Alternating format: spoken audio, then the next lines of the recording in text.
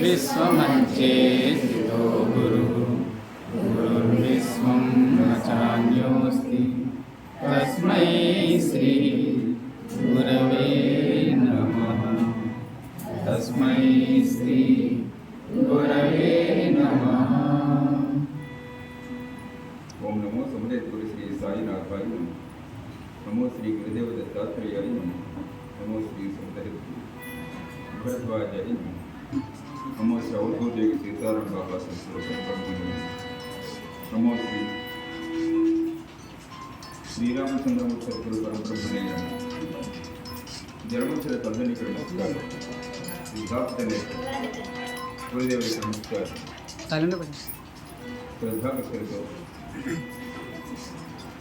సత్సంగానికి చేసిన సాయిబంధులకు నమస్కారం. పరమపవిత్ర వంటి శ్రీ క్రోధినామ సంవత్సర ఉగాది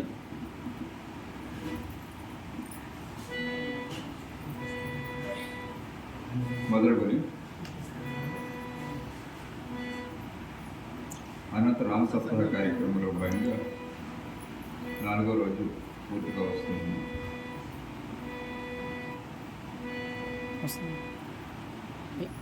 4వ రోజు కార్యక్రమం పూర్తిగా వస్తుంది.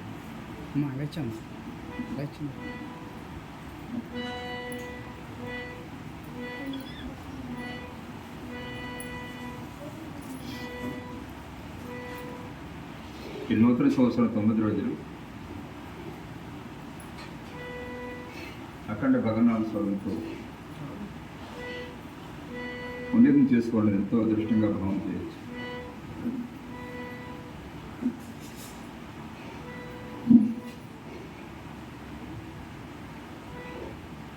సకల శుభాలకు ప్రతీకగా భావం చేయొచ్చు.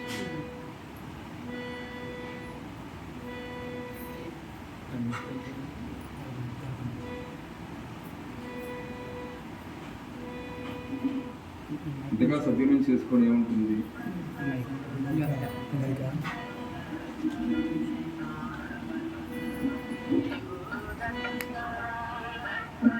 ఉత్తర సంవత్సరం ప్రారంభాన్ని ఎంతగా సద్వినియోగం చేసుకునే మార్గం ఇంకేముంటుంది? ఇంతగా సర్వానికి మూలం ఆధారం సృష్టి స్థితి లయకర్త పరమాత్మని అనంతాన ప్రతీకమైనటువంటి 9 రోజులు మనము స్మరిస్తూ ధ్యానిస్తూ భావిస్తాము. అంత మించినటువంటిది మరోమీ కనిపించదు.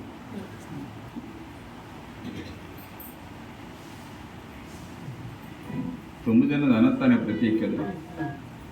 9 అన్నది అనంతాన ప్రతీక సంఖ్యామానం ప్రకారం.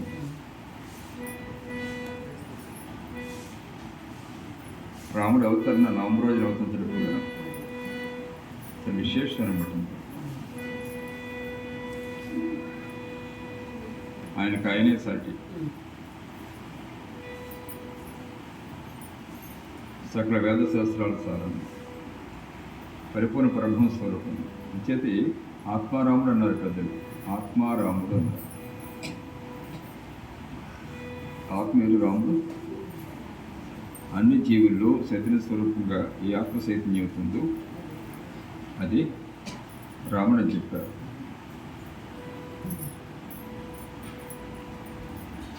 సగుణ స్వరూపంగా తన మాయ వల్ల ఒక రూపం ధరించి భూమి మీద అవతరించి సకల మానవ కోటి ఇహపర శ్రేయస్సు పొందే విధంగా ధర్మాన్ని మనకు ఆచరణపూర్వకంగా ప్రబోధించి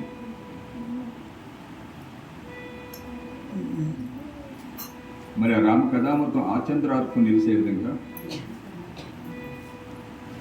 వాల్మీకి మహర్షి ద్వారా మనకు అందించే ప్రయత్నం చేశారు. అందించగలిగారు. వాల్మీకి అంటారు కదా శ్రీమద్ రామాయణం ఆచంద్రార్కం అని చెప్పి సూర్యునంత వరకు కూడా భూమి మీద ఉండి తీరవలసింది శ్రీమద్ రామాయణం.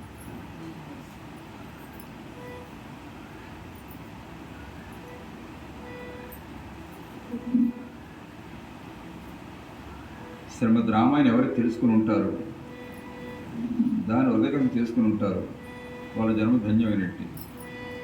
ఎప్పుడు శ్రీమద్ రామాయణం పక్కన పెట్టారు అప్పుడు ఈ సమాజానికి దుస్థితి పట్టింది, దొరికేది పట్టింది.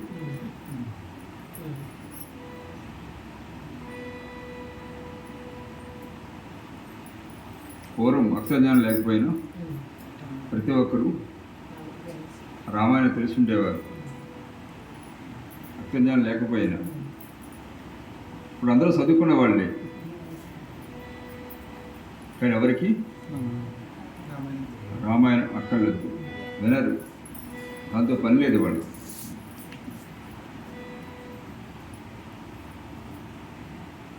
అదే వాళ్ళ దుస్థితికి అదే నాంది అని చెప్పాలన్నమాట.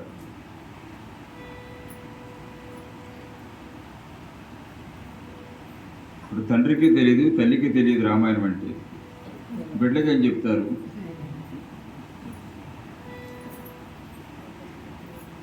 అది పరిస్థితి. పూర్వం రోజుల్లో రామాయణం తెలుసుకోవాలంటే రామాయణ గ్రంథాన్ని స్వయంగా చదవాలి.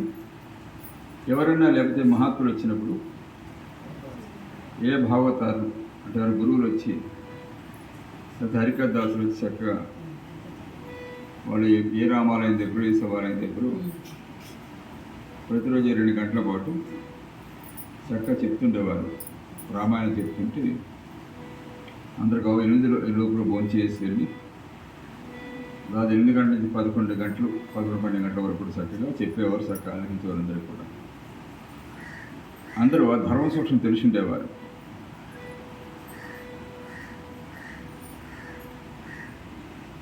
వాళ్ళ బిడ్డలకు కూడా చెప్పేవారు. పెద్దవాళ్ళు ఉంటే మనవాళ్ళు చెప్పేవారు, పెద్దవాళ్ళు ఉంటే అమ్మమ్మలు, నానమ్మలు, తాతయ్యలు ఉంటే మనవలకి చక్కగా చెప్పేవారు.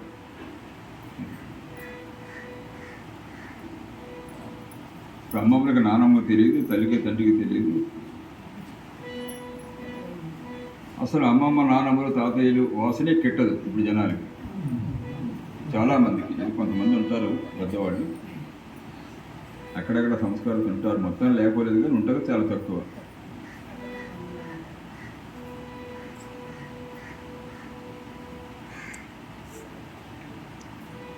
చేత మానవ ప్రవృత్తికి అలాగే సమాజ నడవడికి సరిపోతుంది కదా.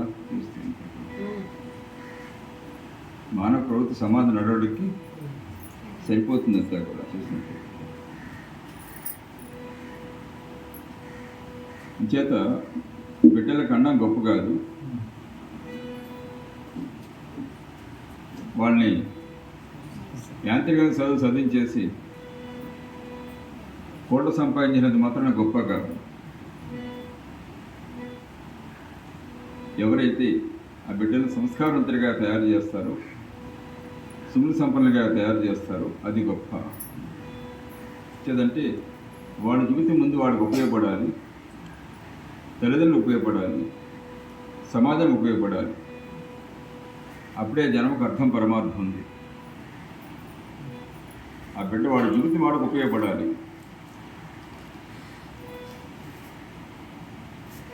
వాడికి ఉపయోగపడ్డం అంటే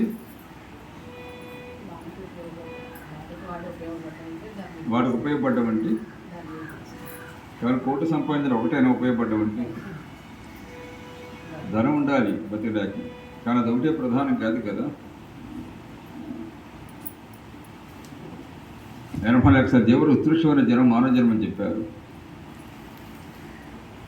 కారణం ఇంత మాత్రం బుద్ధి జ్ఞాన భగవంతుడు ఒక మానవుడికి ప్రసాదించాడు. అది కేవలం పట్టుకోటి విజ్ఞానం, పట్టుకోటి కోసం మాత్రం కాదు. మానవుని పరమలక్ష్యం పరమార్థన పొందడం, తానే దేవుడు అవ్వడం, తానే భగవంతుడు అవ్వడం, అది మన ఋషి సాంప్రదాయం. ఋషులంతా ఆ కావు చెందిన వాళ్ళే.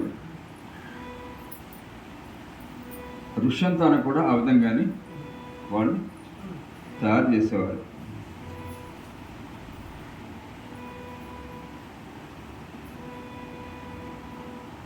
అంచేత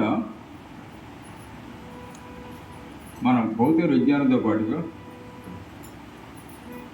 మానసిన పరమార్థన పొందే విధంగా మనం ఆయా సత్యము, ధర్మము, సత్సాంప్రదాయం వాళ్ళకి అలవాటు చేయగలగాలి, సద్గుణాలు అలవాటు చేయగలగాలి. అప్పుడు వాడికి వాడు ఉపయోగపడతాడు,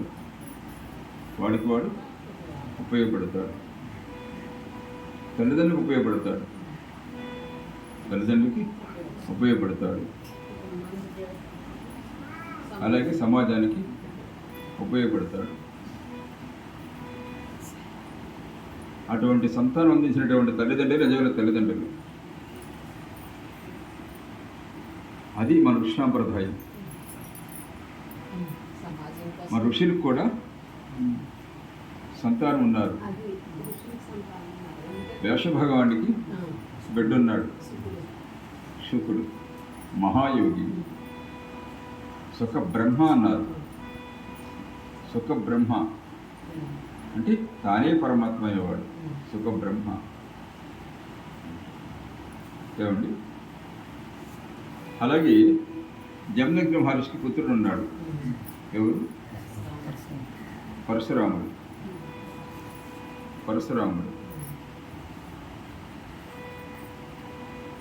అలాగే ప్రతి ఋషి సంతానం కూడా ఒక్కొక్క బిడ్డ ఒక్కొక్క భగస్వరూపంగా రూపొందించారంట ఋషి సంతానం.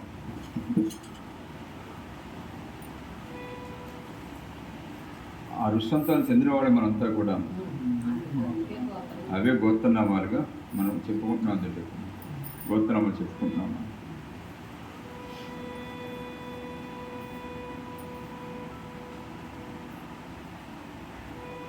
చేత ఆ బిడ్డలు సాధారణంగా వాళ్ళు కూడా ఒకరు ఇద్దరు గురించి ఆ బిడ్డలు కానీ సమాజానికి వాళ్ళకి అప్పగించవలసింది అనమాట. మంచి ముచ్చరా తయారు చేస్తారు బిడ్డల్ని.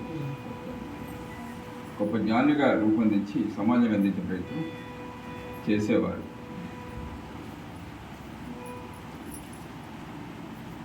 ఇదమ్మా అటువంటి సంతానం కావాలటువంటి సమాజం కావాలి. అప్పుడే ఆ సమాజం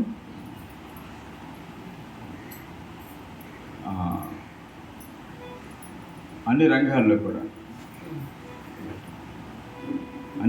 కూడా పురోభివృద్ధి చెంది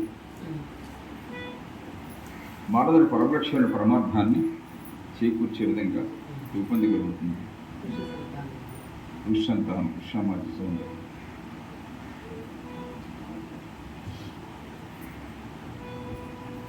చేత పోనీ అంతటి స్థితి కాకపోయినా కొంతవరకైనా మన సంస్కరణ పడాలని ప్రతి ఒక్కరికి కూడా శ్రీమద్ రామాయణం అందరూ తెలుసుకోవాలి. అయితే అప్పట్లో చదువులు ఎవరు చెప్తే వినాలి. అప్పుడు ఈ టెక్నాలజీ లేదు మనకి, కానీ ఇప్పుడు అద్భుతమైన టెక్నాలజీ వచ్చింది మనకి. మొత్తం సకల శాస్త్రాలు కూడా చక్కగా మనకి ఆన్లైన్లో వచ్చేస్తున్నాయి. చక్కగా ఏ సద్గ్రంథం కావాలో సద్గ్రంథం వచ్చేస్తుంది, ఏ ప్రవచనం కదా ప్రవచనం వచ్చేస్తుంది, దేని అర్థం కావాలో దేని భావం కావాలో అన్నీ కూడా వచ్చేస్తున్నాయి. ఎందరో మహానుభావుల ప్రవచనాన్ని కూడా మనకి ఏ క్షణంలో ఏ టైంలో కావాలో టైంలో మనం చక్కగా వినే అవకాశం మనకు ఏర్పడుతుంది. ఇప్పుడు సెల్ ఫోన్ అనే వ్యక్తి సాధారణంగా సమాజంలో ఎక్కడో కానీ కనిపించడు. చక్కగా దాంట్లో మనం లోడ్ చేసుకుంటే ఎప్పుడైనా ఏ టైంలో అయినా చక్కగా రామాయణ, మహాభారత, భాగవతాలు, సద్గ్రంథాలు చక్కగా ఆ ప్రవచనం చక్కగా వినొచ్చు. మనకు అంత అవకాశం చక్కగా మనకు ఉంది. టీవీల్లో వస్తున్నాయి, సెల్ ఫోన్లో వస్తున్నాయి. ఏమండి, అలాగే దేవాలయాల మీద చక్కగా ఏర్పాటు కాబట్టి రామాలయం మీద చక్కగా రామాయణం వేసుకొచ్చి ప్రతిరోజు 1-2 గంటల చక్కగా ఆలకం తెచ్చి అన్ని అవకాశాలు ఉన్నాయి ఇప్పుడు. కానీ ఇనే సంస్కారమే మానవులకి లోపించింది. వినే సంస్కారం లోపించింది. అవకాశాలు ఉన్నాయి వినే సంస్కారం ఉంది, అప్పుడు అవకాశం తక్కువ. ఇప్పుడు వినే అవకాశాలు ఉన్నాయి, వినే సంస్కారం లేదు జనాలకు లోపించి.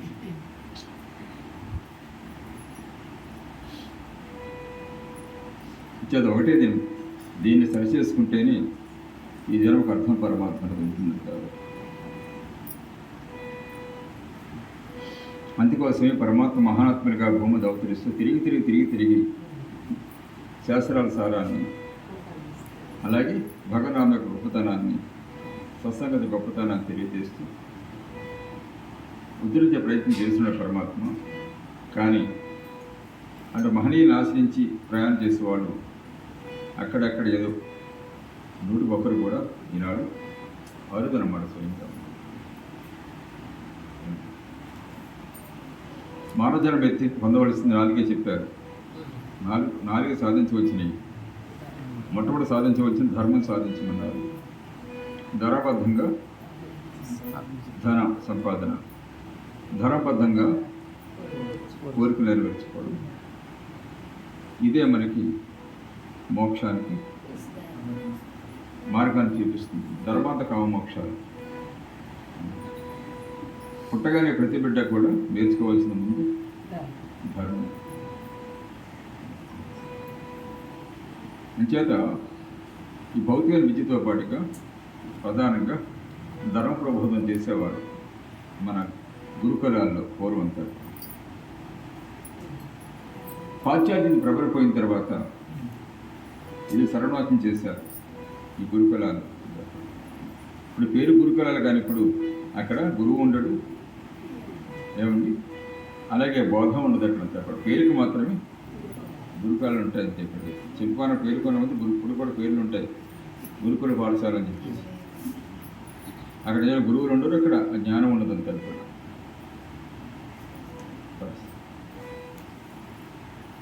ఇది మంచేత ఈ సంస్కరణ జరగాలి. ముఖ్యంగా ప్రధానంగా కనీసం అదంపక్షంగా శ్రీమద్ రామాయణం అన్న కనీసం అందరూ చదువుకుని ఉండాలి. అలాగే చిన్నపిల్లలు కూడా చక్క బాల రామాయణం కూడా వచ్చాయి. బాలల రామాయణం చక్కటి బొమ్మలతో, చిత్రాలతో పిల్లలకు అర్థమయ్యే విధంగా బాలల రామాయణం, బాలల మహాభారతం, బాలల భాగవతం, బాలల భగవద్గీత అని చక్కగా వచ్చాయి చిన్నపిల్లలకు చెప్పారు.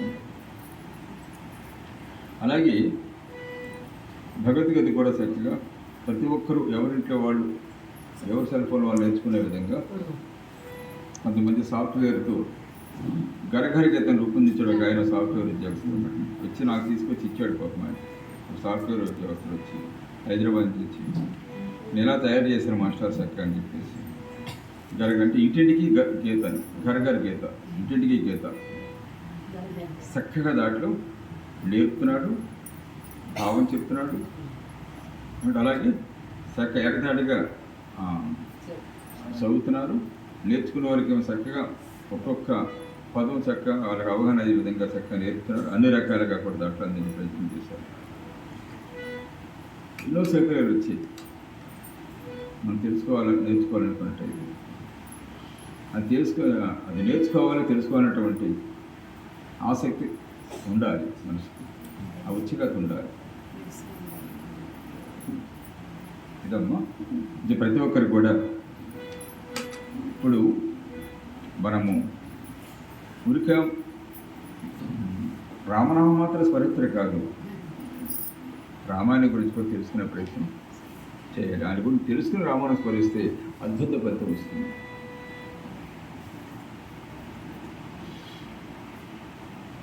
అంచేత మనము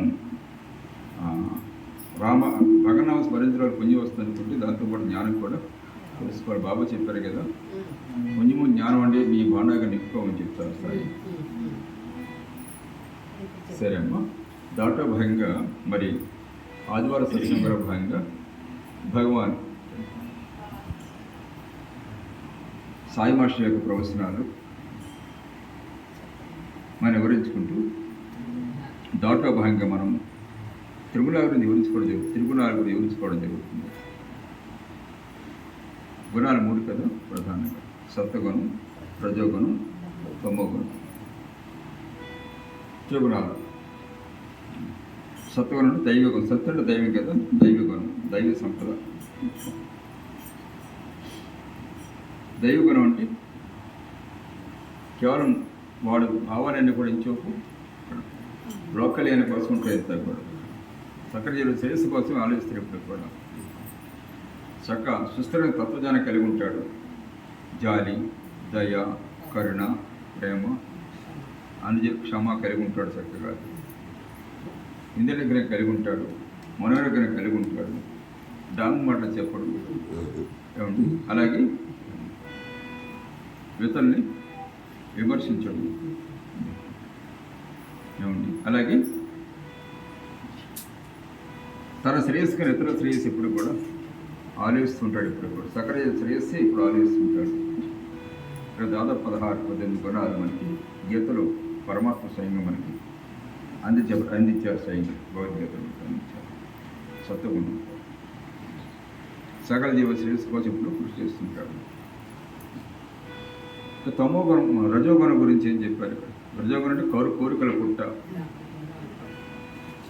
ఏమండి? అంత డామికం. రజోగుణం కబుర్లు, కాలక్షేపాలు, టీవీలు, సెల్ ఫోన్లు తీసుకోవడం. ఏమండి? పేర్లు, ప్రఖ్యాతులు, స్టేటస్లు, ప్రెస్టేజ్లు. ఏమండి? ఇదంతా కూడా రజోగుణంలోకి వస్తే అంతా కూడా కోరికలు పుట్టంతా కూడా విలాసం. ఇవన్నీ కూడా రజోగుణంలోకి వస్తాయి.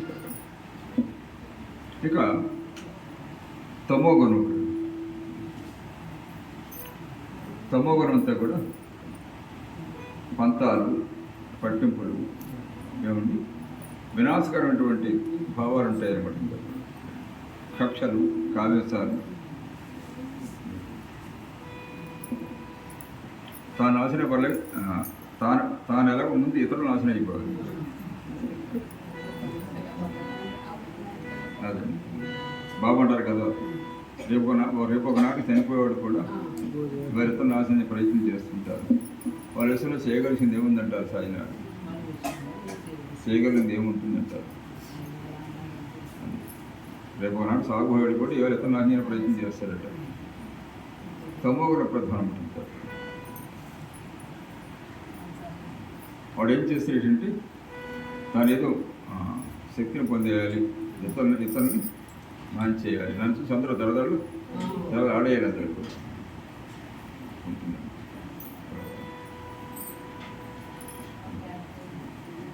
ఈ రజో తమో గుణాలు మనిషిని ఇక్కడ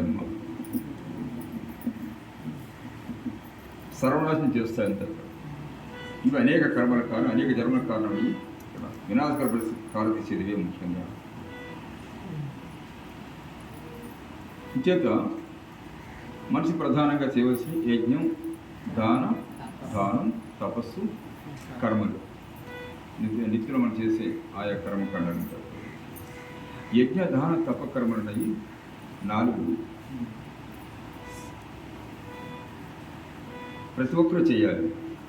అయితే చేసేవాడు భావాన్ని బట్టే ఫలితం ఉంటుంది. రజోగుణ ప్రధాన రజోగుణంతో చేస్తాడు. యజ్ఞం చేసినా, ధ్యానం చేసినా, తపస్సు చేసినా, ఆయా పనులు చేసినా వేరే ప్రఖ్యాతుల కోసం, ఏమండి, ప్రెస్టేజ్లు, పదవుల కోసం ఈ భావంతో చేస్తుంటాడు అన్నమాట. పారమార్థాలు వచ్చిన వాళ్ళకి ఉండదు. పైకి పరమార్థం అంటాడు, లోపల మాత్రం అంతా కూడా పేరు ప్రఖ్యాతులు భావన అనుకుంటారు. యద్భావం తద్భవతి. మన మనోభావాన్ని బట్టి ఫలితం ఉంటుంది. లోపల ఏదన్నా ఒక 1000 మంది అన్నదానం చేస్తున్నాం అనుకోండి, లేకపోతే ఏదన్నా ఒక ఆలయాన్ని కట్టిస్తున్నాం అనుకోండి, దాని ఏదైనా వస్తువు కొనిచ్చామనుకోండి, దాంట్లో ఏదైనా వస్తువులు ఇచ్చామనుకో, ఏదైనా ఆర్థిక సాయం చేసామనుకోండి, ఏమో లేకపోతే ఏదైనా ఒక సేవా కార్యక్రమం తలపెట్టామనుకోండి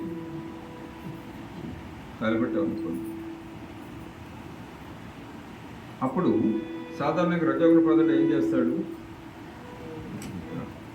ముందు ఫ్లెక్సీలు, బ్యానర్లు, అడ్వర్టైజ్మెంట్లు, ఇదట్లు ఇక్కడ ఫలానా వ్యక్తి ఇలా చేస్తారని చెప్పి, అలాగే శిలాఫలకాలు ఇవన్నీ కూడా కావాలి. స్టేజ్ మీద పొగడ్తలు ఇవన్నీ ఉంటేనే వాడు చేస్తాడు. ఇవన్నీ ఉండాలి, పొగడాలి. ఇక్కడ ఉద్దేశం ఏంటంటే 10 మంది మెచ్చాల మొహంతో చేస్తున్నాడు మనసు. మెచ్చాల మొహం చేస్తాడు కనుక ఆ మెచ్చన కూడా జరుగుతుంది. ఆ పైన పరమార్థ ఫలితం ఏమి ఉండదు. మనసుల భావం అదే కదా. ఏముంది చేత ఎవరు మెచ్చితే మెచ్చకపోతే ఇటు పోయిందేముంది, వెలిగిందేముంది. ఎవరు మెచ్చాలి? పరమాత్మ మెచ్చాలి. పరమాత్మ ఇస్తేనే జన ఫలితం ఉంటుంది. జనం అప్పుడే మెచ్చితే అప్పుడే తిడతారు జనాలు. నువ్వు ఎంత గొప్పడైనా ఏమండి వాళ్ళు అనుకున్నట్టు చేస్తే నేను మెచ్చుతాడు, లేకపోతే అప్పుడే తిడతాడు వాడు. ఇచ్చేదాన్ని వాడి స్వార్థం వాడిది. చేత సత్యధర స్వరూపమైన పరమాత్మ భావం అధికారి కదా. అలాగే తమోగుణ ప్రధానం అంతా కూడా తమోగుణ ప్రధానుడు తాను కూడా యజ్ఞం, దాన, తపకర్మలు చేస్తారంతా కూడా. అంటే తాను ఏదో శక్తిని పొందేయాలని, ఏమంటే ఏదో ఒక అధికారం సాధించేయాలని, దాంతో అందరి మీద చేయి పెట్టాలని చెప్పేసి భస్మాసుర హస్తంలా ఉంటున్నాడు. అంటే పంతాలు, పడ్డాలు, వినాశకరమైనటువంటి వాతావరణం తయారు చేస్తుంటారు. దీన్ని రాక్షస తపస్సు అని చెప్పారు. రాక్షసులు ఏ విధంగా చేస్తారు? సాక్షాత్తు పరమేశ్వరు కూడా తపస్సు చేసిన భస్మాసురుడు తిరిగి పరమేశ్వరుడు ఎత్తి మీద చేయి పెట్టాడు. అలా ఉంటుంది అనమాట. ఎవరైతే మేలు చేశాడో వాళ్ళు ఎక్కువ చేయి పెడతారు అనమాట. తమోగుణం అనమాట. మేలు చేసేవాడు అయితే చేయి పెడతాడు. ఈ తమోగుణ ప్రధాన లక్షణాలు ఆ విధంగా ఉంటారన్నమాట. పాపభేది కూడా ఉండదు వాడికి ఉంటారు. తమోగుణ ప్రధానం ఉంటారు. ఇవన్నీ దోషాలు. సత్వగుణ ప్రధానం ఇప్పుడు కూడా తన మీద ఎప్పుడు పెట్టుకోడు. యజ్ఞదాన తత్పరాన్ని కూడా ఆ పరమాత్మ చేయించుకుంటున్నాడు, పరమాత్మ జరిపించుకుంటున్నాడు. అంతా పరమాత్మ అనుగ్రహం. ఆయన సత్వం అంతా కూడా అంచేత ఆయన కార్యాన్ని చేసుకోవడం కోసం పరుడు ఉపయోగించుకున్న ధన్యులు అంతా ఆయన సత్వమైన భావం చెప్తాడు తప్ప నేను చేస్తున్నాను, నా వల్ల అవుతుంది, ఇంత ఇంద్రుడు చంద్రుడు అని ఎప్పుడు కూడా వాడు చెప్పడు. వాళ్ళ మెచ్చాలి అని ఎప్పుడు కోరుకోడు. వాళ్ళ మెచ్చాలు కోరుకోడు. నాకు శిలాపలకాలు పెట్టా లేదా, బ్యానర్లు కక్షలు పెట్టా లేదని ఎప్పుడు కూడా కోరుకోడు. ఎవరు మెచ్చాలి? పరమాత్మ మెచ్చాలి. చేత ఆయన మెచ్చాలంటే శిలాపలకాలు, ఫ్లెక్సీలు, బ్యానర్లు ఒకటి కూడా పని లేదు కదా. ఆయన సర్వజ్ఞుడు కదా అని చెప్పాడు. ఆయన తెలియదు ఏముంటుంది? ఆయన మెచ్చాలి నీటితో పని లేదు కదా. ఆయన తెలియదు ఏముంటుంది?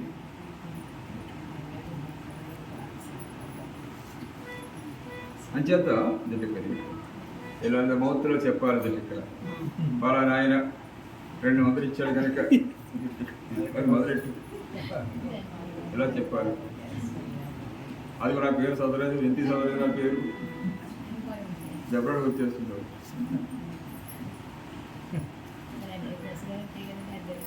అంచేత ఎవరికి ఇచ్చావు? ఆయన సర్వజ్ఞుడు కదా. ఇక్కడ ఆయన తెలియదే ఉంటుంది. ఆయన ఎక్కువ కావాలంటే పబ్లిసిటీ ఎక్కర్లేదు. అంచేత ప్రజల వైపు కావాలా, పరమాత్మ కావాలని. పరమాత్మ కావాలంటే పబ్లిసిటీతో పని లేదు.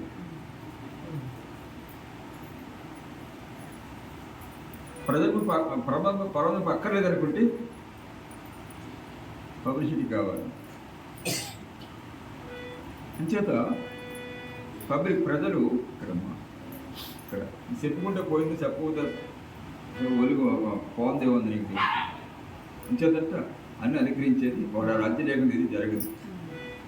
ఎవరు పూర్వకంగా ఏం జరిగినా అందరూ ఆత్మరూపంగా ఏమండి అన్నిజను ప్రేరేపించి సంస్థ కార్యాలు జరిపించేది ఆయన. బాబంట రాజ్యం ఆజ్ఞనే కలదంటారు, శివరాజ్య సేవ అయిన కుటుంబం చెప్పారు కదా.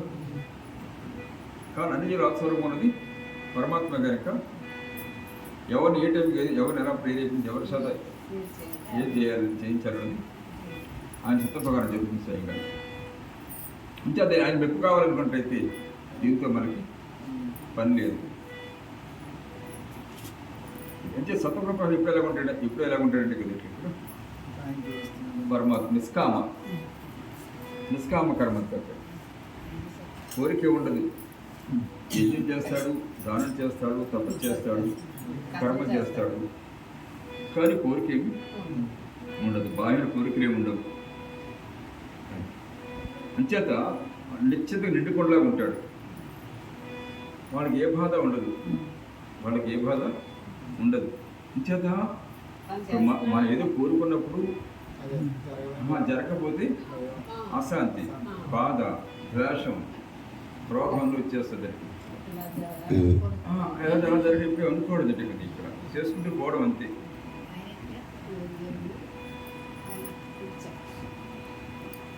సీతారాంబాబు అని నేను పెట్టారు పరమాత్మకి. అది గుర్తుపడ్డ కారణం అది. అంటే అది ఎవరి గొప్పతో పని లేదు. నువ్వు నచ్చుతావా ఆయన ఎక్కర్లేదు, నువ్వు తిడతావా అది ఎక్కర్లేదు. నువ్వు కోరుకుంటావు, తిట్టుకుంటావు, అది నీ భావం తిరిగి నాకు పనే ఉంది నీతో. అసలు అన్ని నీ యొక్క మెప్పుకోలుతోటి లేకపోతే నీ యొక్క విమర్శతో నాకు పనే లేదు. అసలు ఇక్కడ నా పని ఎవరితోటి వాడితో అంటారు. అంచేతి నిశ్చింతగా బ్రహ్మాండంతో ఎప్పుడు నిండుకుండేలాగా ఉంటారు. అని ఏం కోరుకోరు కనుక ప్రశాంతంగా నిండుకుండేలాగా ఉంటారు. ఇక్కడ హాయిగా చక్కగా ఉంటారు. పడుకుంటారా గట్టిగా గాడి నిద్రపోయి చక్కగా నిద్రపోతారు. మెలుగు ఉంటుంది ఇక్కడ ఇంకేమో చక్కగా చేసుకుంటారు. చక్కగా వారికి అసలు ఉండదు, ఏ రోగం ఉండదు, ఏమిటి ఏ బీపీ షుగర్లు ఏమి ఉండవు, వారికి ఏమి ఉండదు. చాలా ప్రశాంతంగా ఉంటాయి. దీనికి చక్కగా నిద్రపడుతుంది, ఏ టెన్షన్ ఉండదు, హాయిగా ఆనందంగా ఉంటారు. చక్కగా నిండుకుంటా ఉంటారు. చేత ఈ జీవన కళ దీన్ని అలవరుచుకోవాలి. అది ఆధ్యాత్మికత అంటే. నిన్ను గురించి తిరిగిన మనం నేరవచ్చి నేరకపోయినట్టయితే దానివల్ల ఫలితం ఉండదు. చేత సద్గురు సాగించిన ద్వారా మాత్రం మనకి తెలుస్తుంది స్వయంగా. అయితే ఇక్కడ మనకి గీతలు ఈ సత్వగుణం ఎలా వస్తుంది ఎందుకనేది సత్వగుణ ప్రధానం చేసిన యజ్ఞదాన తప్ప కర్మలు అద్భుతాలు పనిచేస్తాయని చెప్పారు. సత్వగుణం ఎలా వస్తుంది దాని గురించి చాలా వరకు మనం గత 2-3 వారాల గురించి పడలేదు. అయితే కొంతమంది ఏం చెప్తారంటే సత్వగుణం రావాలంటే సాత్విక ఆహారం తింటే సత్వగుణం వచ్చేస్తుందని, సత్వగుణం వస్తుందని చెప్తారు. కానీ గీతలో సత్వగుణ ప్రధానుడు ఎటువంటి ఆహారాన్ని ఇష్టపడతాడో చెప్పుంది. కానీ ముక్కు మూసుకుని ఆవులు తాగినట్లు అటు ఆహారం తినేస్తే సత్వగుణం వచ్చేస్తుందని ఎక్కడ చెప్పలేదు. సత్వగుణ ప్రధాని ఎవరికి ఆహారం ఇష్టపడతాడో చెప్పాడు. సత్వగుణ ప్రధాని వాడు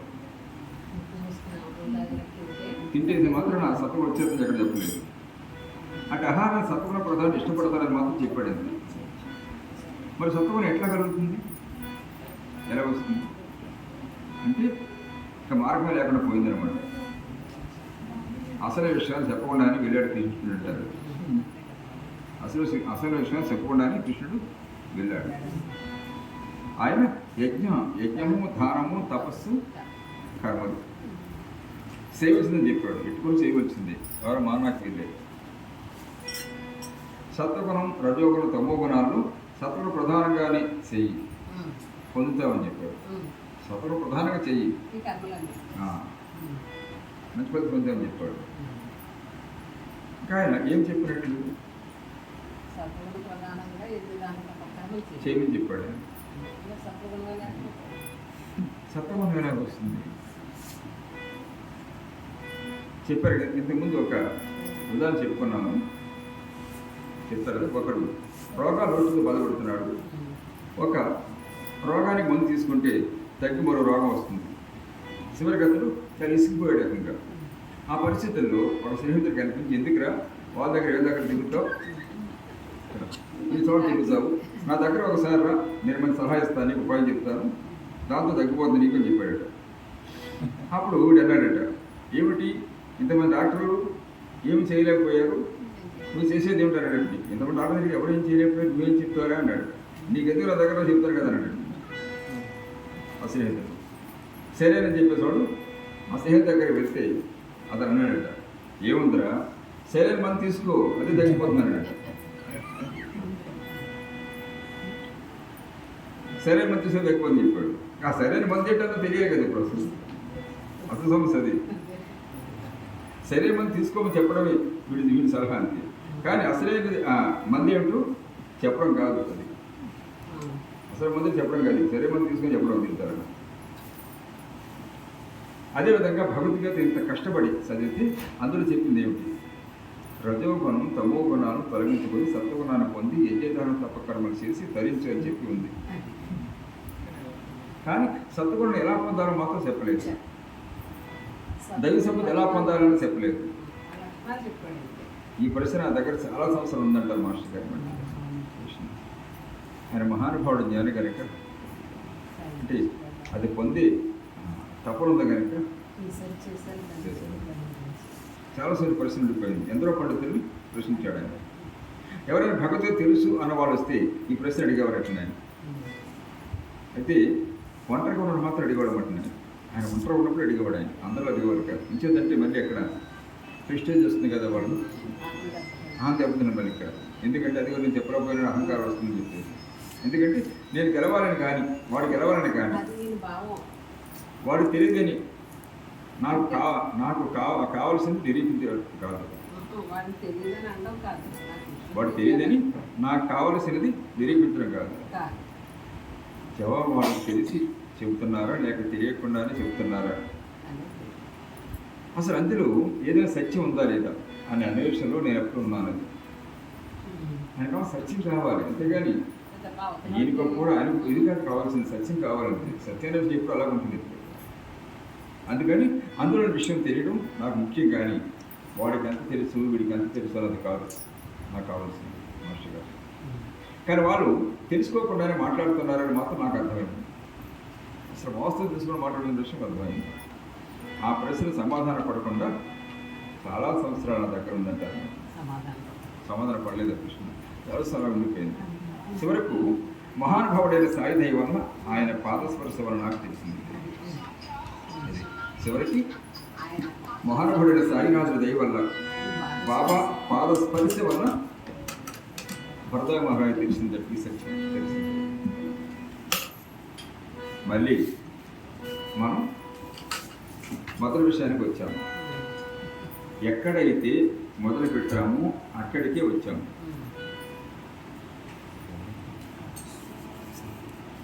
ఎక్కడికైతే ఎక్కడైతే మొదలు పెట్టామో అక్కడికే వచ్చాము.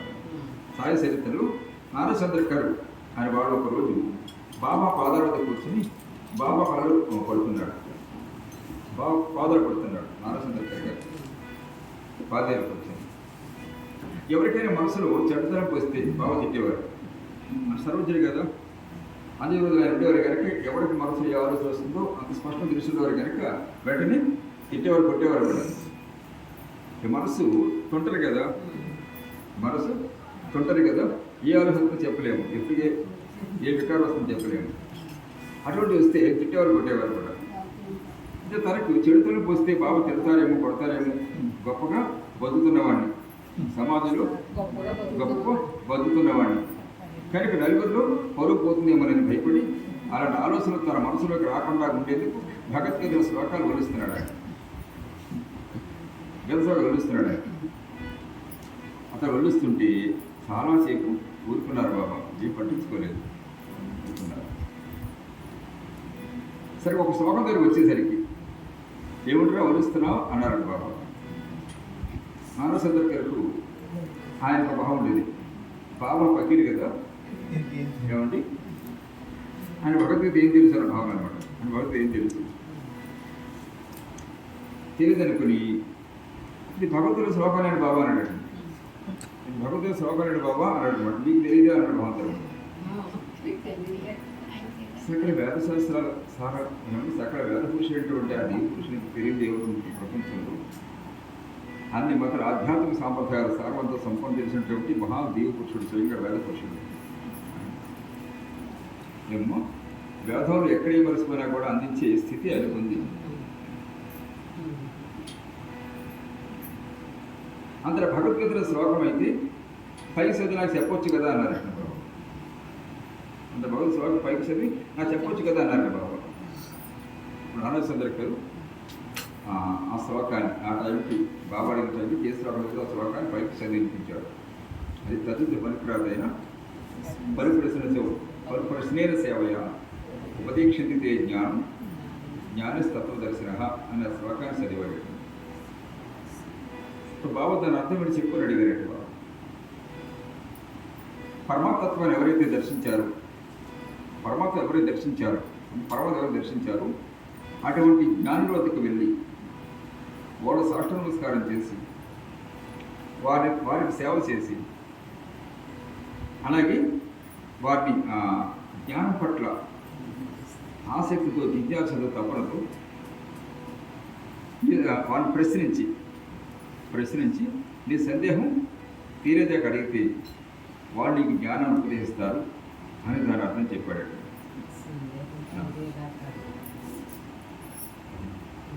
నీ సందేహం తీరేదాకా అడిగితే వాళ్ళు జ్ఞానాన్ని ఉపదేశిస్తారు అని దాని అర్థం చెప్పాడు.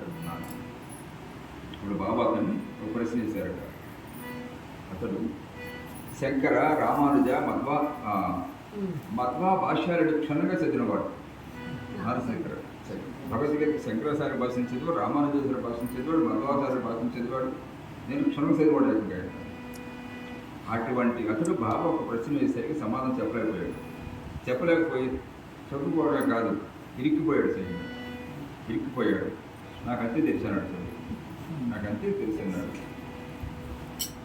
మనకి స్థాయిలు ఎలా ఉంటుందో వివరంగా ఇచ్చారు. దానికోసం వివరంగా ఇచ్చాడు బాబా చరిత్రలో. చాలా అద్భుతంగా ఇంతవరకు ఏ మహాపండితుడు కూడా ఇవ్వని విధంగా అద్భుతంగా శ్లోకానికి ఇక్కడ అర్థం చెప్పారు సాయినాథ్. అయితే నేను చెప్తాను అని బాబా చెప్పారట. ఆ శ్లోకం నిజమైన అర్థం బాబా చెప్పారు. అది చదివినప్పటి నుంచి నాకు సందేహం పడుతుంది. అంటే మనకి బాబా చరిత్రలు వివరంతా చెప్పారు. చదవండి సార్, దాటకెళ్తే ఇందులో అయిపోతుంది. చదివినప్పటి నుంచి నాకు సందేశం పట్టుకుంది. బాబా అతను చదువుతుంటే అప్పటిదాకా ఉండి ఆ శ్లోకాన్ని చెప్పని ఎందుకు అడిగాడు?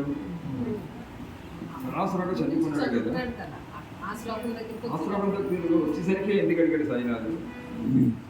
అది ఎందుకు అడిగారు బాబా? అంతకుముందు వాటిని ఎందుకు అడగలేదు? సాంఖ్యయోగంలోనికి ఎందుకు అడగలేదు? దీనికంటే సాంఖ్యయోగంలో శ్లోకాలు అర్థం చెప్పడం చాలా కష్టం.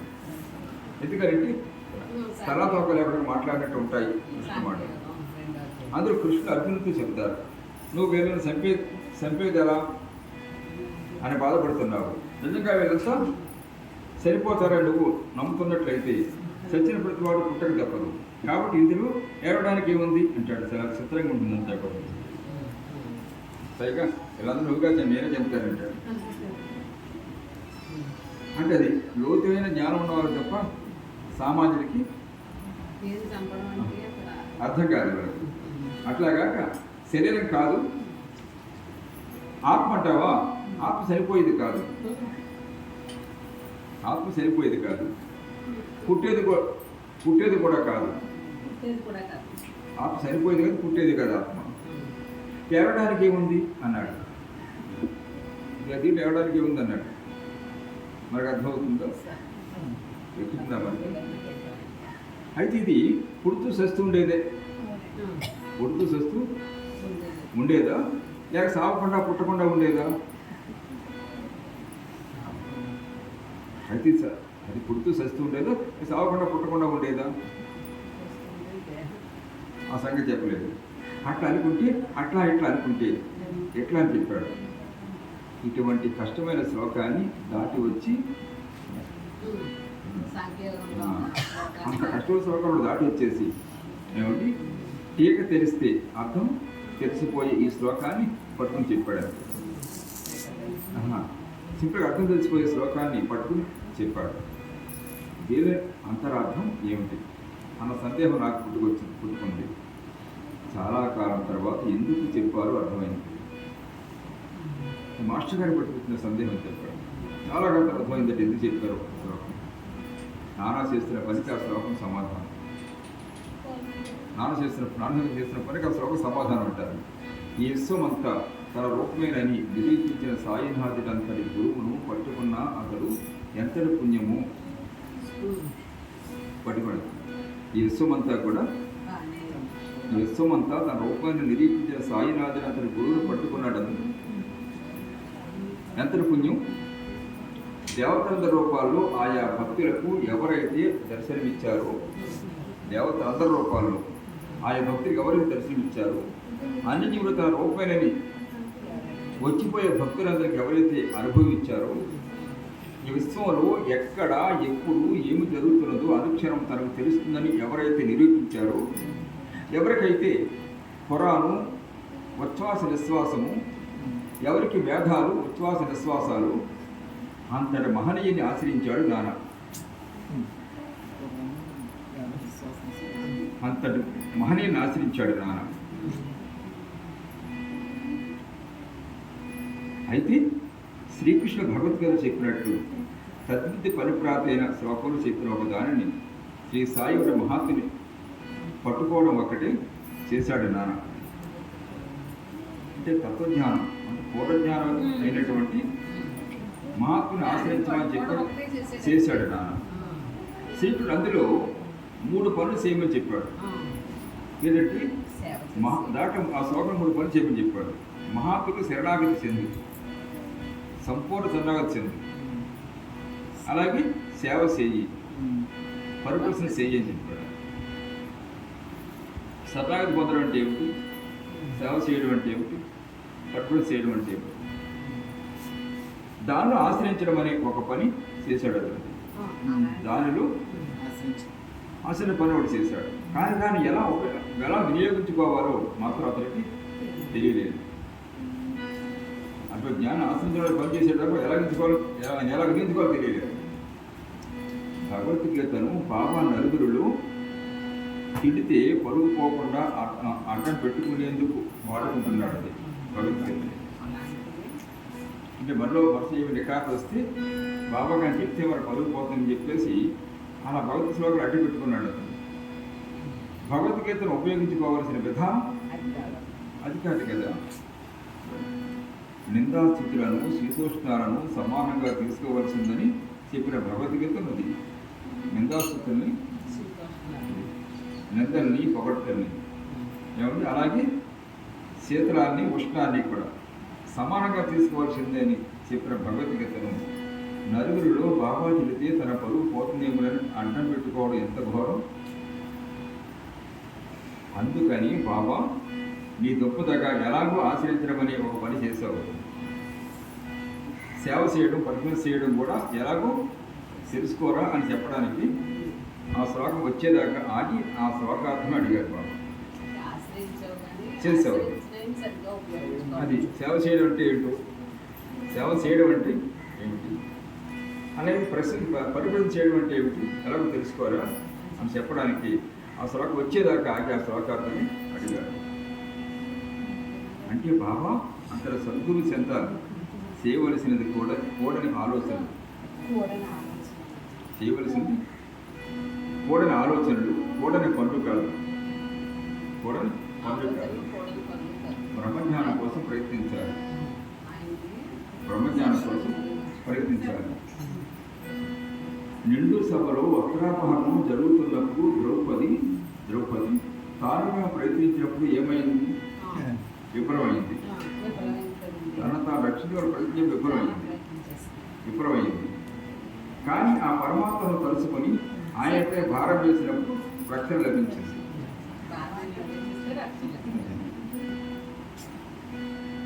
నిండు సభలు దుశ్శాసనుడు వస్త్రాలు ఒలిసేస్తున్నప్పుడు తన కాపాడుకోవడానికి చాలా ప్రయత్నం చేసింది. కానీ తన వల్ల ఏమి కాలేదు. తన వాళ్ళ కాదని పరిస్థితుల్లో పరమాత్మను తలుచుకుని ఆయనపై భారం వేసింది. పర్వత భారం వేసినప్పుడు ఇప్పుడు రక్షణ లభించింది. ఆయన రక్షణ లభించింది. అందుకని ఆ శ్లోకంలో ఏమి చేయాలో అంతా చెప్పబడి ఉంది కనుక వేరే ఆలోచనలు రాకుండా ఉండేందుకు ఉపయోగించుకోవడం కాక దానిలో ఉన్నట్టు శరణాగతి చెంది పరిప్రశ్న సేవలు చేస్తే ప్రపంచం లభిస్తుందని చెప్పడానికి ఆ శ్లోకానికి అర్థం చెప్పమన్నారు బాబా. అంత మహత్తర శ్లోకం. దానిలో ఉన్నట్టు శరణాగతి చెంది సంపూర్ణ శరణాగతి చెంది వారి సేవ చేసి దాంట్లో చెప్పిన సేవ ఎలా చేయమన్నారు? ఈ శరీరం సద్గురు సేవ కోసం ఉంది. దీనిలో నాకు ఎటువంటి అధికారం లేదు అన్న భావంతో సేవ చేయమని చెప్తారు. ఏమండి శరణాగతి అంటే తల్లి తండ్రి గురువు, ఏమంటే తల్లి తండ్రి గురువు, ధనం, విద్య, ఏమంటే బంధువులు, మిత్రులు, సమస్తము నువ్వే శరణాగతి అంటే. ఇక్కడ తొమ్మయో మాతా స్మృతాతో, తొమ్మయో భంతు చక్రాతో, తొమ్మయో విద్య ద్రోణుతో, తొమ్మయో సర్వమాదేవ దేవ అని చెప్పేసి మనం పూజలో రోజు చదువుతూనే ఉంటాం. కనీసం దాని భావం కూడా మనకు తెలియదు. తల్లి తండ్రి గురువు దైవం మిత్రుడు బంధువు ధనము విద్యా సమస్తం నువ్వే. అది సంపూర్ణ శరణాగతి అంటే సమస్తం నువ్వే అన్న. నువ్వంటే ఇక్కడ నోటితో మాత్రం వచ్చేస్తాం మనం. అటువంటి ఆచరణ మనలో ఉండదు, ఎక్కడెక్కడ ఉండదు. అంతే కదండి. ఇప్పుడు చెప్పుకున్నవన్నీ కూడా మనకి ఏమి వాళ్ళతో ఏ పని లేకపోతే అప్పుడు నీ దగ్గరికి వస్తాం. అది మన శరణాగతి. అంతే కదా. తల్లితో తండ్రితో గురువుతో, తల్లి తండ్రి గురువు, ఏమంటే ధనము, ఏమంటే బంధువులు మిత్రులు, వీళ్ళందరూ ఎవరితోటి ఏ పని లేకపోతే అప్పుడు నీ దగ్గరికి వస్తాం. మన శరణాగతి ఎలా ఉంటుంది? అప్పుడు గురువు దగ్గరికి వస్తూ ఉంటుంది. అంతే కదా. శరణాగతి తల్లి తండ్రి గురువు దైవం బంధువులు ధనము విద్య, అది శరణాగతి. సంపూర్ణ శరణాగతి అంటే సర్వం నువ్వేది. ఇక్కడ నీ తర్వాత అంతా ఇక్కడ. అలాగే సేవ అన్నది శరీర సేవ కోసం ఉంది. ఇప్పుడు నాకు ఇంట్లో అధికారులు ఎంత భావం చేసి సేవ అని చెప్పారు కదా.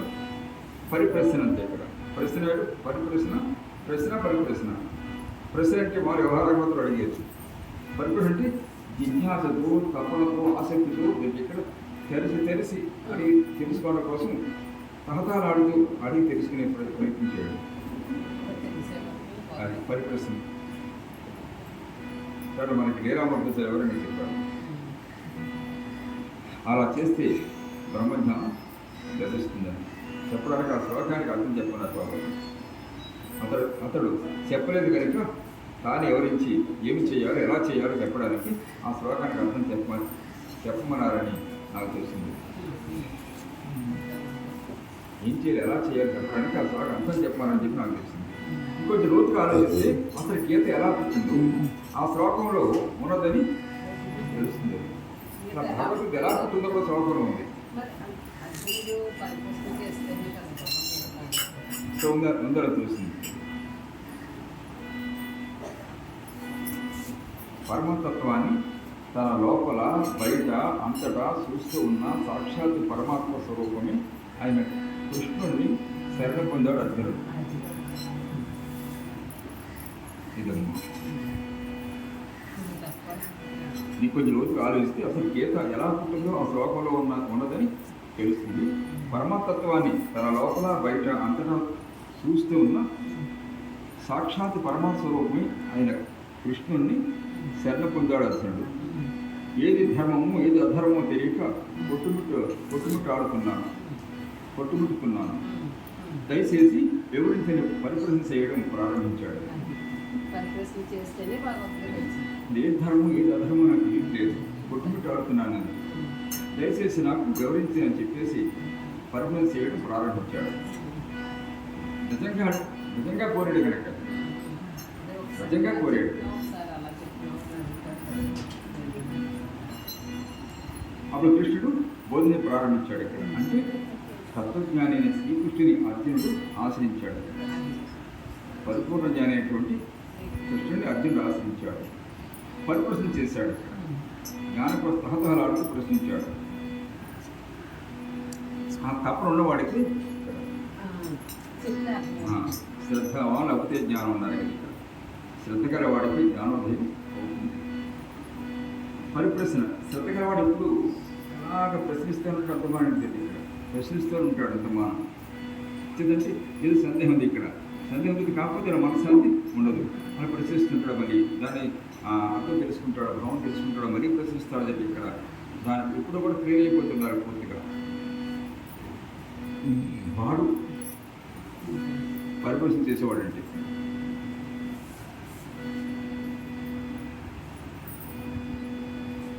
పరిప్రశ్న చేశాడు. అలా చేయడం వల్లనే భగవద్గీత పుట్టింది. అలా తరసి కృష్ణుడు అర్జునుడు అడిగాడు కనుక అర్జునుడు కృష్ణ పరమాత్మను భగవద్గీత అలా సమగ్రంగా ఏర్పడింది. అలా పరిప్రశ్న చేయబడినట్టయితే సమగ్రంగా సంపూర్ణ భగవతత్వాన్ని చెప్పే అవకాశం పరమాత్మ లేదు. కానీ భగవద్గీత ఎలా పుట్టిందో కూడా ఆ శ్లోకంలో ఉంది. అందుకని ఆ శ్లోకం అంత ముఖ్యమైనది అని సాయి చెప్తున్నాడు. నాకు అర్థమైంది. అలా మహాభక్తి అయినటువంటి అర్జునుడు తిరిగి పరిశీలన చేయడం ద్వారా దాంతో సమగ్రమైన భగవద్గీత సంపూర్ణమైన భగవద్గీత చెప్పడం అవకాశం ఏర్పడింది పరమాత్మ. అంటే ఆ శ్లోకం చెప్పే విధంగా జరిగింది. అక్కడ ఇంకా ఆలోచిస్తే సత్వగుణము దైవ సంపద ఎలా మనం పొందాలో ఈ శ్లోకంలో మాత్రమే చెప్పి ఉన్నదని, సత్వగుణము దైవీ సంపద ఎలా మనం పొందాలి ఈ శ్లోకంలో మాత్రమే చెప్పి ఉన్నదని, ఏ సత్వగుణాన్ని కానీ దైవీ సంపదను కానీ పొందకపోతే యజ్ఞదానం తప్పక నిరర్థమైపోతాయి. వీటిని పొందకపోతే వేరే దారి లేదు. కానీ వీటిని పొందడానికి ఉపాయం ఎక్కడ చెప్పబడలేదు. ఆ ఉపాయం ఈ శ్లోకంలో మాత్రమే ఉంది. అందుకని ఆ శ్లోకాన్ని బాగా వివరించారు. నాకు అర్థమైంది. ఎంత లోతుగా మాస్టర్ గారు ఎంత నిగూఢమైనటువంటి సత్యం దాగుందో చేత ఇక్కడ అంటే ఎవరు ఆశ్రమం చెప్పాడు, ఎవరికి తన గురువు ఆశ్రమని కాదు. ఇక్కడ తత్వదర్శి అయినటువంటి సద్గురు ఆశ్రమం చెప్పారు. తత్వదర్శి భగవజ్ఞానాన్ని సంపూర్ణ దర్శించిన వాడు అంటే తానే పరమాత్మ అయిన వాడు.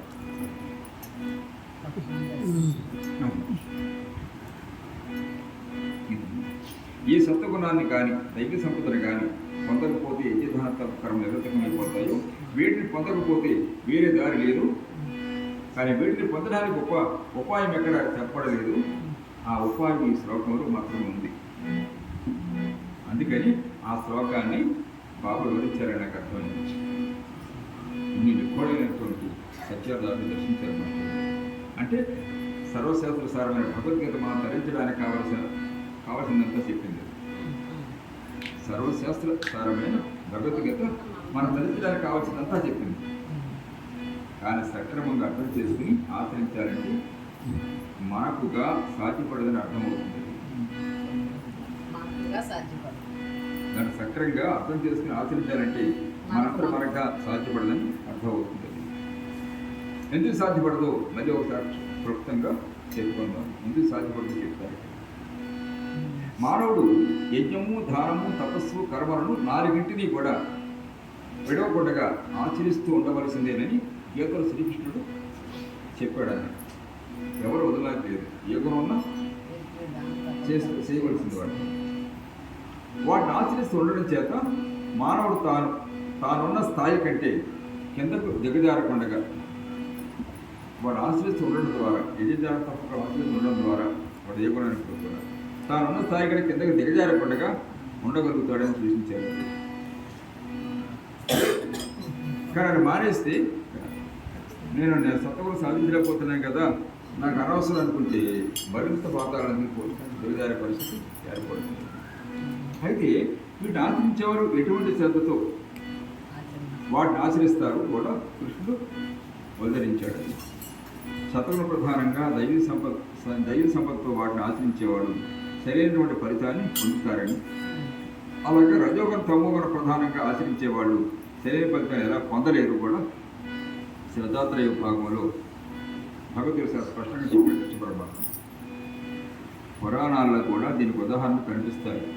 పురాణాలు చాలా అనేక ఉదాహరణలు ఉన్నాయి. ఋషులు తపస్సు చేశారు, రాక్షసులు కూడా తపస్సు చేశారు. యజ్ఞము, దానము, తపస్సు, కర్మలని నాలుగింటిని రావరాజు రాక్షసులు కూడా నిర్వహించినట్టు పురాణాలు చెప్తున్నాయి. అన్ని ధర్మాలు తూసా తప్పకుండా పాటించారు వాళ్ళు. అన్ని ధర్మాలు తూసా పాటించారు వాళ్ళు. వాళ్ళకు పరమ సాక్షాత్కారమై అడిగిన వరాలు ఇచ్చారు. వాళ్ళకు కూడా పరమేశ్వరుడు సాక్షాత్కరించాడు, వరాలు ఇచ్చాడు. అట్లాగే ఋషులు కూడా వీటిని ఆశ్రయించారు. వాళ్ళు పరమ సాక్షాత్కారం తరించారు. ఋషులు కూడా సాక్షాత్ తరించారు. దీనివల్ల మనకు తెలుస్తున్నది ఏమిటంటే మరి రాక్షస దుర్మార్గం ఎందుకు తయారయ్యారు? ఋషులు అంత మహాత్ములుగా ఎందుకు రూపొందారు? ఈ నాలుగింటిని మనం ఆశ్రయిస్తున్నప్పటికీ మనం వాటిని రాజసికంగా ఆశ్రయిస్తామా, తామసికంగా ఆశ్రయిస్తామా, లేక సాత్వికంగా ఆశ్రయిస్తామా అన్న దాని మీద ఫలితం ఆధారపడుతుందన్నమాట. యజ్ఞదాన తపకర్మలు ఆశ్రయిస్తున్నప్పటికి కూడా మనం వాటిని రజోగుణ ప్రధానంగా ఆశ్రయిస్తున్నామా, తమోగుణ ప్రధానంగా ఆశ్రయిస్తున్నామా, సత్వగుణ ప్రధానంగా ఆశ్రయిస్తున్నామా అన్న దాని మీద ఫలితం ఆధారపడుతుందన్నమాట. ఒక పని చేసినప్పుడు దాని వెనకాల ఉన్న మన ఉద్దేశాన్ని బట్టి ఆ పని యొక్క ఫలితం ఉంటుందని భగవద్గీత చెబుతుంది. ఒక పని చేసినప్పుడు దాని వెనకాల ఉన్న మన ఉద్దేశాన్ని బట్టి ఆ పని యొక్క ఫలితం ఆధారపడి ఉంటుందని భగవద్గీత చెప్తుంది. యద్భావం తద్భావం, మన భావాన్ని బట్టి ఫలితం ఉంటుంది. ఉదాహరణకి ఒకడు అన్నదానం చేయడం ఉద్దేశం 10 మందిలో ఘనంగా తనకు పేరు రావాలని కావచ్చు, వాడు వాడేది గొప్ప ఆనందం రావచ్చు కావచ్చు. ఇంకొకడు తన సమాజంలో ఆర్థిక స్తోమత ప్రకటించుకోవడానికి కావచ్చు. ఎంత గొప్ప ధనవంతులను మాట్లాడు అని అందరూ అనుకోవాలని చెప్పి కావచ్చు. మరొకడు ఆ కీర్తి వాడికి మాత్రం ఎందుకు దక్కాలి, మనం మాత్రం ఆ కీర్తి రాకూడదు, మనం మాత్రం చేసామని ఎందుకు 10 మంది చేత అనిపించుకోకూడదు అన్న పోటీ భావంతో చేయొచ్చు. ఇంకొకడు వాడికి రావాలంటే మనకు మాత్రం రాకూడదు అన్న భావంతో మరొకటి చేయొచ్చు. తాను చేసినటువంటి పాపాలు ఆ విధంగా పోగొట్టుకోవచ్చని చేయొచ్చు కొంతమంది. మనం చాలా పాపాలు చేసాం కనుక ఈ లక్షలు ఖర్చు పెట్టి వ్యవసాయకులు అన్నదానం చేసేస్తే ఈ పాపం పోతుంది అని చెప్పి చేయొచ్చు. మరొకడు తనకు పుణ్యం రావాలని చేయొచ్చు. మరొకడు తన దగ్గర నల్లధనాన్ని పట్టుబడకుండా ఉండడానికి చేయొచ్చు. నల్లధనం పట్టుబడకుండా చేయొచ్చు. మరొకడు పేదవారికి ఆ విధంగా ఒక పూట అయినా కడుపు నిండా అన్నం పెట్టవచ్చు కదా అని చేయొచ్చు. కానీ వీరందరూ చేసినది అన్నదానం అయినప్పటికీ అందరికి ఒకే ఫలితం రాదు. కారణం ఎటువంటి భావంతో ఆ పని చేశాడు అన్న దాన్ని బట్టి దాని ఫలితం ఉంటుంది. యద్భావం తద్భవం, ఏ భావంతో పని చేసాడు అన్నదానం చేసాడు దాన్ని బట్టే ఫలితం ఉంటుంది. మానవుడు ఎన్ని రకాల లక్ష్యాలు కలిగి ఉంటాడు అన్నదాన్ని బట్టి 3 రకాలుగా మనిషి యొక్క స్వభావాన్ని విభజించారు. సాత్వికమైనది, రాజసికమైనది, తామసికమైనది. అంటే ఇప్పుడు చెప్పుకునే గుణాలను 3 రకాలు విభజన చేశారు. సాత్విక గుణాలు, రజో గుణాలు, తమో గుణాలు. ఉత్తమైన లోకాలు కానీ, ఇంద్రాది పదవులు కానీ, మరుజనములో రాజ్యాది పదవులు కానీ, కీర్తి కానీ మొదలగు వాటిని ఆశించి చేసేది రజోగుణ స్వభావం అని చెప్పారు.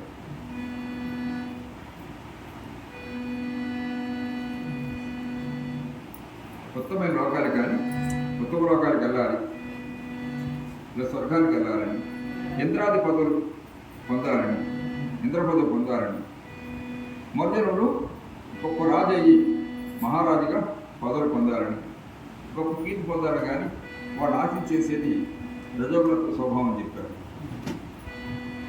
అంటే బాగా ఆలోచిస్తే వాడికి వచ్చే ఫలితం సరైనది కాదని తెలుస్తుంది. బాగా ఆలోచిస్తే కానీ సాధారణంగా అయితే మనకి గొప్పగా అనిపిస్తాయి ఇవన్నీ కూడా. కానీ సరిగా బాగా ఆలోచిస్తే అది కూడా సరైనది కాదని తెలుస్తుంది. అంటే బాగా ఆలోచిస్తే వాడికి వచ్చే ఫలితం సరైనది కాదని తెలుస్తుంది. ఉదాహరణకి మనకు నెలకు 1000 రూపాయల జీతం వస్తుంటే, నెలకు 10,000 రూపాయల జీతం వస్తుంటే తినడము ఖర్చు పెట్టుకోవడము మాని ఏమంటే 1000 రూపాయలతోనే ముక్తసరిగా ముగించుకొని 9,000 రూపాయలు వెనకేసుకుంటూ బ్యాంకులో దాచుకుంటూ వడ్డీ పెంచుకుంటూ ఒక 20 సంవత్సరాల తర్వాత లక్షలు వెనకేసుకోవడము ఏమండి, మనం కోట్లు వెనకేసుకోవడము, లక్షాధికారి కోటీశ్వరుని పుడిసిపోవడం ఏమి తెలివి ప్రభుత్వం కనబడతాయి కదా. నెల కూడా 10,000 రూపాయలు వస్తుందనుకోండి, ముఖ్యంగా ఈ 1000 రూపాయలతోటి కుటుంబం గడపాలి. నాకు 1 రూపాయి కూడా ఖర్చు చేయాలని వీలు లేదు. ఏమంటే గెంజి తాగుతాము, కడుగు తాగుతాము దాంతో అని చెప్పేసి 1000 ఖర్చు పెట్టి 9,000 దాసేసి దగ్గరికి ఏమంటే దాన్ని మళ్ళీ వడ్డీలు ఇక్కడ 2 రూపాయల వడ్డీ, 3 రూపాయల వడ్డీ, 10 రూపాయల వడ్డీ కూడా అవనిస్తే వాడికి కూడా ఇచ్చేసి ఏమంటే వడ్డీ పెంచుకుంటూ ఒక 20 సంవత్సరాల తర్వాత ఏమిటి లక్షల కోట్లు వెనక్కి వేసుకోవడం, మన లక్షాధికారులు కోటీశ్వరుని ముగిసిపోవడం, ఇది తెలివైన పని. ఆలోచించిన ఒకసారి అసలు మీరు తెలియకుండానే తింటే ఇక్కడ కూడబెట్టింది మరి కూడా అవుతుందా అని ఏమండి, ఊరికి మొహం వస్తాడు, ఏమండి సుఖాలకు మొహం వస్తాడు,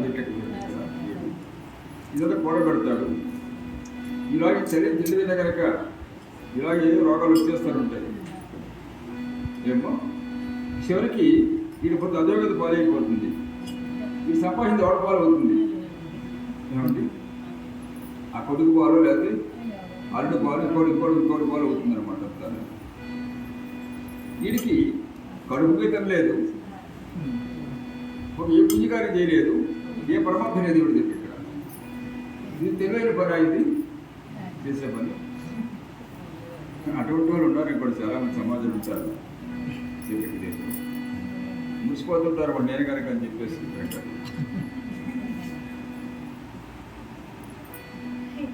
అదనమాట. దగ్గర అంచేత తాను తినవలసింది కట్టుకోవలసింది, తన వాళ్ళు తినవలసింది తన వాళ్ళు కట్టుకోవలసింది కట్టుకోకుండా మూట కట్టి దాన్ని నిలువ చేసి గొప్ప అనుకుంటే అది గొప్పతనం ఎలా అవుతుంది?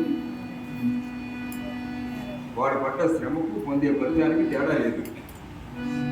అది పట్ట శ్రమకు పొందే ఫలితానికి ఎక్కడ తేడా కనపడలేదు. అది నిజమైన తెలివి కాదు.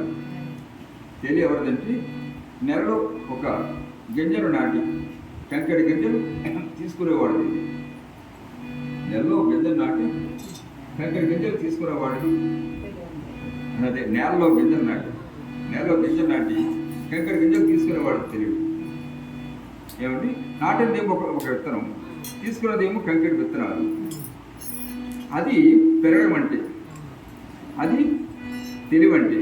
అంతేగాని 1 రూపాయి మార్చుకుని 10 పైసలు 20 పైసలు చిల్లరగా మార్చుకుని జేబు నిండా పోసుకొని సంతోషించడం కాదు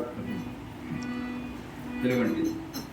రజోగుణ ప్రధానమైన వాడు యజ్ఞము, దానము, తపస్సు, కర్మలన్నీ చిల్లర మార్పులు సంతోషపడడం వల్లే తప్ప దానివల్ల వాడు సాధించేదేమి ఉండదు. ఇలాగే కాలం గడిచిపోతే వాడు కొంచెం. అలాగే లోపల తన గొప్పగా అనుకుంటే సంతోషిస్తారు కొందరు. దానిలో ఏముంది?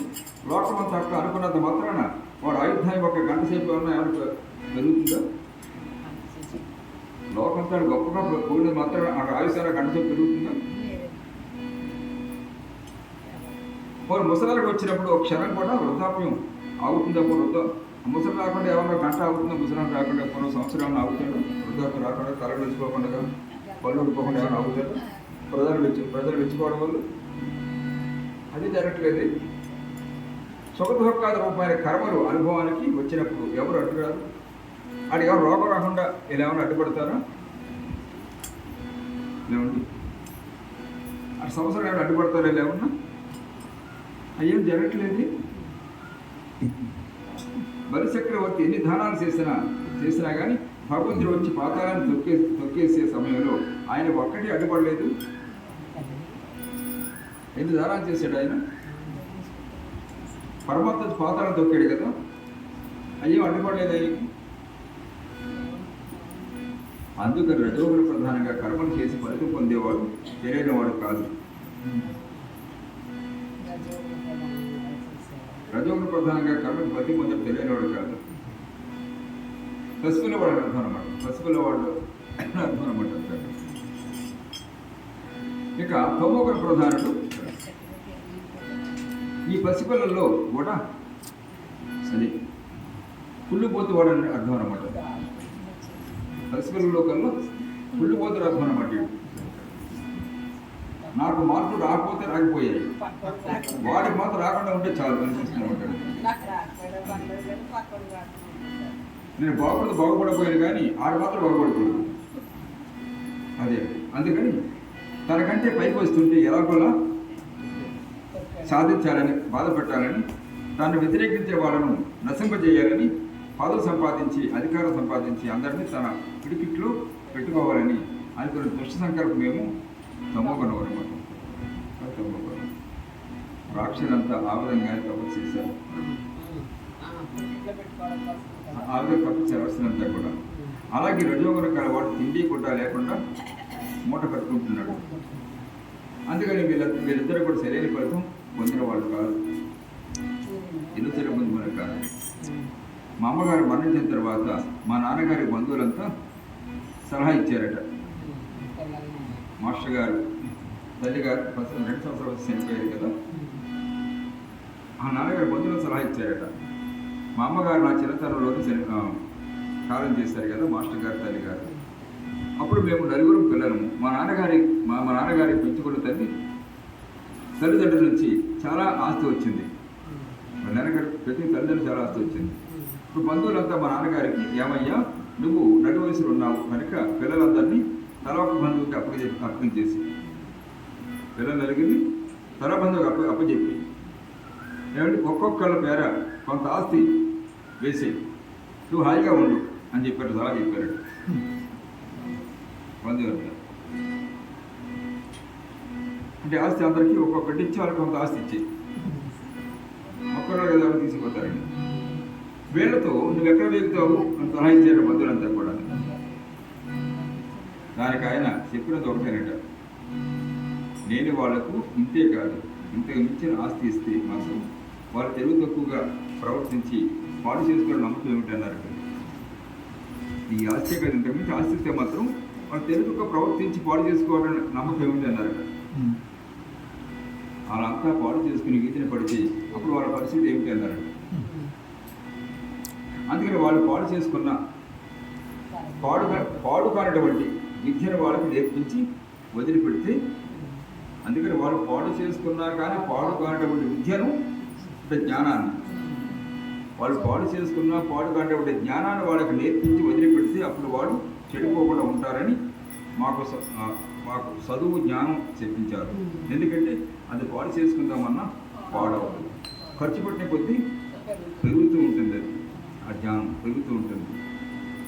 ఇచ్చిన వాడికి పుచ్చుకున్న వాడికి కూడా పెరుగుతుంది. ఇచ్చుకున్నవాడు పెరుగుతుంది జ్ఞానం, పుచ్చుకున్నవాడు పెరుగుతుంది జ్ఞానం.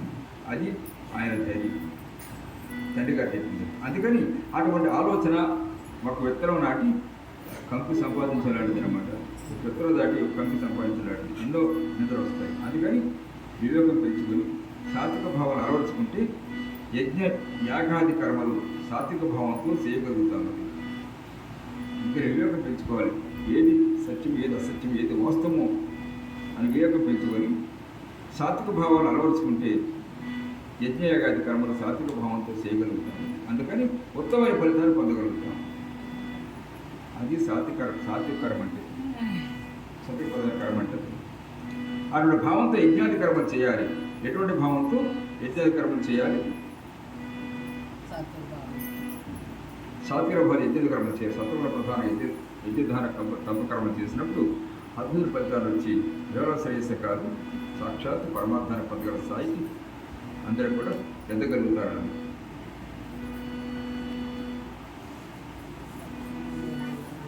ఇదమ్మా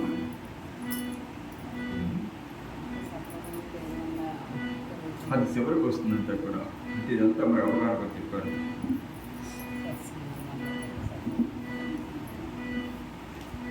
ఇదమ్మా అయితే అంటే ఆ సత్వగుణం ఎలాగ వస్తుంది కదా, సత్వగుణం ఎలా వస్తుంది?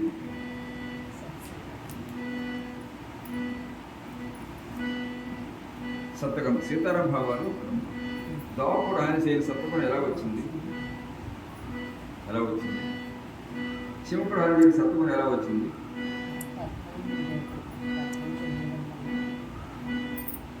అది చివరికి వస్తుంది చెప్పి అది కూడా అది చెప్తారు, భాష గారు చెప్తారు, గర్భం చెప్తారు, సత్యం ఎలా వచ్చింది చెప్పారు. అదంటే మహానుభావులకు సాధ్యమవుతుంది స్వయంగా అనుకుంటారు. సమయం ఎక్కువ అవుతున్నట్టుంది.